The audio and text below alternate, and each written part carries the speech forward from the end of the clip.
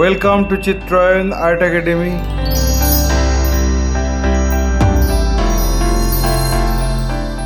Today I am going to show you how to draw Dahi Handi Utsav on pencil sketch. Let's start. At first I am drawing the rough sketch of the composition. After finishing the rough sketch, then I am going to finalize the drawing with a single line.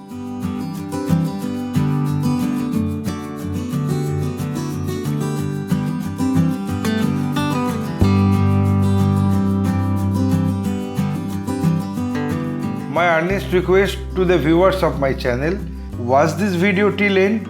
Don't skip the video. You can follow my drawing step by step.